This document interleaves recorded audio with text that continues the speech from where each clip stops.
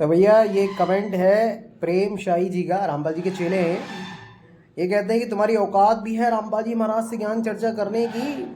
4 वेद 6 शास्त्र 108 उपनिषद 18 पुराण पढ़े हैं, उनसे चर्चा करने के लिए ये सब पढ़ना पड़ेगा। तो देखो भाई सुनो मेरी बात, ज्ञान चर्चा करने के लिए अनुभव की ज़रूरत पड़ती है, किताबों की नहीं। अनुभव आधार से ज्ञान चर्चा होती है।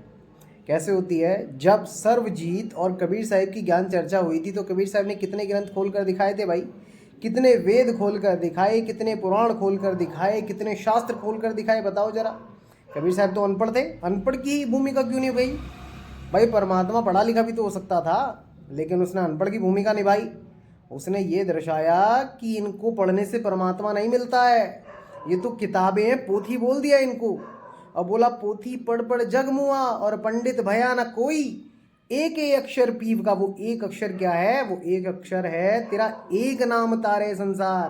तुम्हें वो किताबों में नहीं मिलेगा कि तुम किताबों में खोजने लग जाओ ओम सोम सत्य कबीर ओम क्लियम हरियम श्रियम सोम सत्यम। ये 52 अक्षर हैं, इनको 52 अक्षर बोल के साइड कर दिया। इनसे ज्ञान चर्चा नहीं होती है।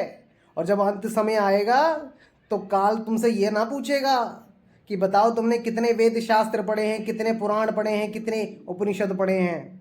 गुद्दी पकड़कर इस शरीर में से बाहर फेंकेगा तुम्हें, और जैसे ही बाहर फेंकेगा दूसरा शरीर तैयार मिलेगा तुम्हें। कौन सा? 84 वाला मिलेगा, गधे कुत्ते घोड़े सुअर हाथी वाला। और इनसे चर्चा नहीं होती है, चर्चा अनुभव आधार से होती है। अब रामपाल जी महाराज को कोई अनुभव तो है नहीं है, क्योंकि वो सर्वजीत बने घूम रहे हैं।